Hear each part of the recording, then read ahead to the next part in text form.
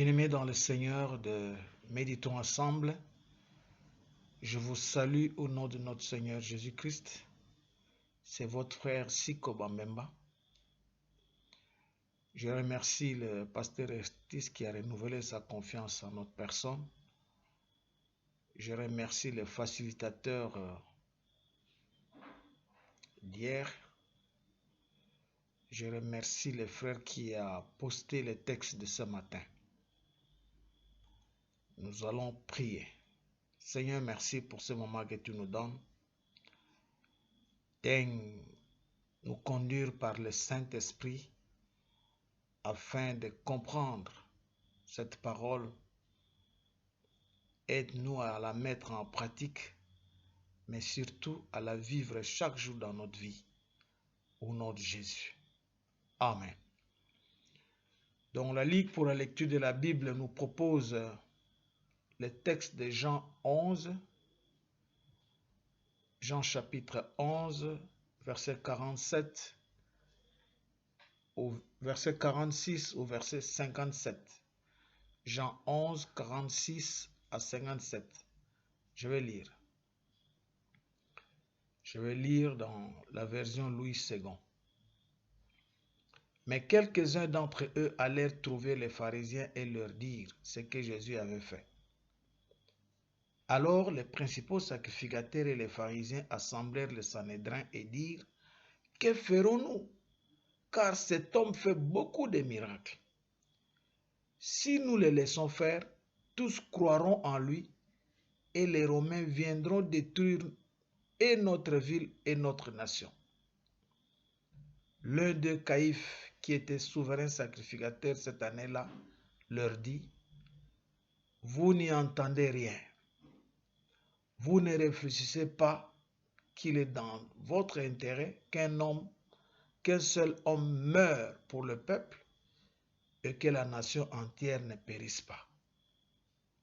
Or, il ne dit pas cela de lui-même, mais étant souverain sacrificateur cette année-là, il prophétisa que Jésus devait mourir pour la nation.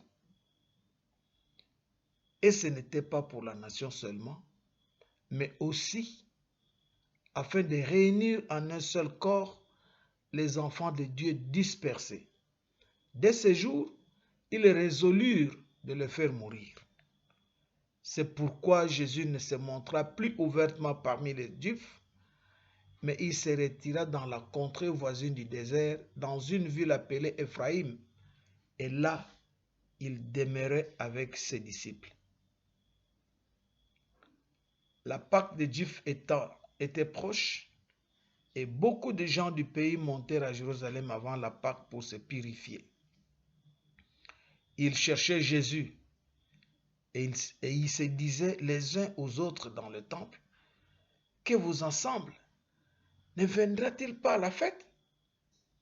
Or, les principaux sacrificateurs et les pharisiens avaient donné l'ordre que, si quelqu'un savait où il était, il le déclara afin qu'on se saisisse de lui. Le lecteur de la Bible nous propose 3 questions.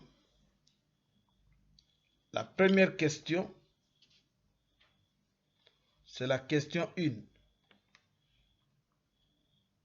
De quoi ou de qui parlent ces versets? Et la deuxième question, c'est la question 2. Est-ce que ce passage m'apprend quelque chose sur Dieu le Père, Dieu le Fils et Dieu le Saint-Esprit? Et la troisième question que le lecteur nous propose, c'est la question 7. Quelle vérité Dieu me révèle-t-il? Répondant à la première question, de qui ou de quoi parlent ces versets? De qui ces versets nous parlent de quelques-uns des Juifs qui allèrent trouver les pharisiens et leur dire ce que Jésus avait fait à Béthanie concernant la résurrection de Lazare. Nous sommes au verset 46. De quoi? Ici, je vois de la convocation de l'assemblée du Sanhédrin et de la décision contre Jésus ou pour statuer sur les cas de Jésus, les faisait des miracles. Donc nous sommes au verset 47 et 50. Les autres, je laisse pour d'autres frères et sœurs qui vont commenter. On parle aussi du séjour de Jésus à Éphraïm. Nous sommes au verset 54. Alors, verset 2, ce passage m'apprend quelque chose de Dieu le Père, Dieu le Fils. Je pense que ce passage m'apprend quelque chose sur Dieu le Fils. Et à la question 7, quelle vérité Dieu me révèle-t-il? Il y a beaucoup de vérités. Les autres bien-aimés peuvent toujours continuer à partager. Il y a une vérité ici sur la manière de se comporter de ces Juifs. Et je note ici au verset 46 le colportage de certains Juifs. La convocation du Sanhédrin pour statuer sur le cas d'un homme de bien, tout simplement parce qu'il fait beaucoup de miracles. Au verset 47, il a ressuscité un mort qui était Lazare. C'est ça la raison de sa condamnation, et ils vont perdre leur pouvoir, autorité sur le peuple. Donc, ils craignent de perdre leur pouvoir. Ils craignent. Ils fomentent des choses qui ne sont pas vraies. Que les Romains vont venir, ils vont nous détruire, ils vont détruire la nation. Donc, tout ça, c'est le mensonge. Je vois aussi la mauvaise proposition de Caïphe de faire mourir Jésus. Alors je me pose la question, quelle décision prenons-nous lorsque nous nous rassemblons pour statuer sur le cas d'un frère ou d'une sœur qui a péché dans l'église? Prenons-nous en bloc les décisions des responsables ou nous donnons aussi nos propositions, nos avis en analysant les faits? Que le Seigneur m'aide à ne pas juger selon l'apparence, mais selon la justice. Je vois une vérité au verset 54. La Bible dit au verset 54 que c'est pourquoi Jésus ne se montra plus ouvertement parmi les Juifs, mais il se retira dans la contrée voisine du désert, dans une ville appelée Éphraïm, et là, il demeurait avec ses disciples. Ici, je vois la prudence. La prudence de Jésus qui ne se montra plus ouvertement parmi les Juifs, et il s'est retiré loin d'eux, il partit à Éphraïm. C'est ici où je vais porter ma réflexion. Jésus étant Dieu, sachant le complot contre lui, et que le temps d'accomplir la volonté de son Père n'était pas encore arrivé, il se déplaça. Voici la prudence. Il était prudent, n'est-ce pas? La Bible nous dit, quand la prudence fait défaut, le peuple tombe. Et le salut est dans les grands nombres des conseillers. Nous sommes dans Proverbe chapitre 11, verset 14. La prudence.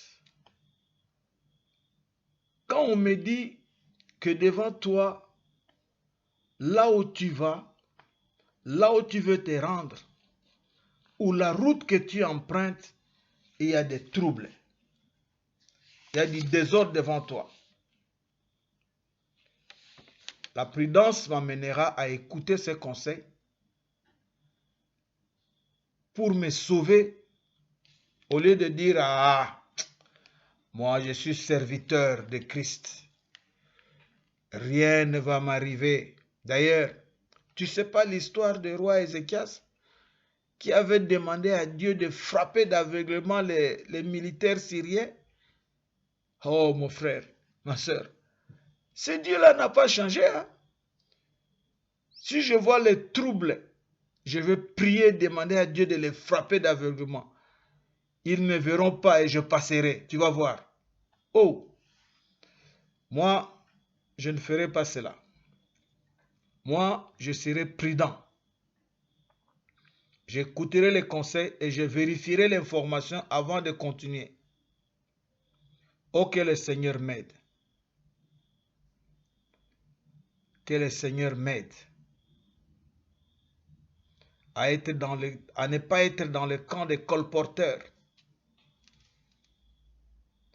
à ne pas être dans le camp des diseurs de mensonges pour convaincre la masse, pour convaincre ceux qui l'écoutent, comme a fait Caïphe. Que le Seigneur m'aide à être prudent en écoutant les bons conseils des autres. Que le Seigneur vous bénisse.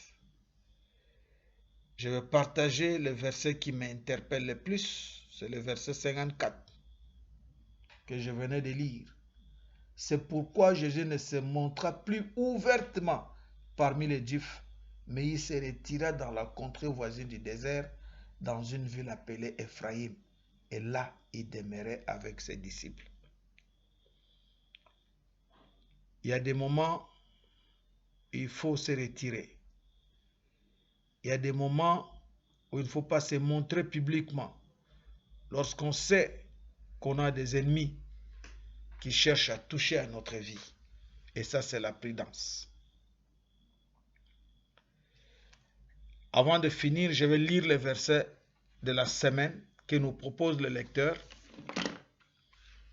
Le lecteur nous propose Jean 10, verset 9. Je suis la porte. Si quelqu'un entre par moi, il sera sauvé. Il entrera et il sortira.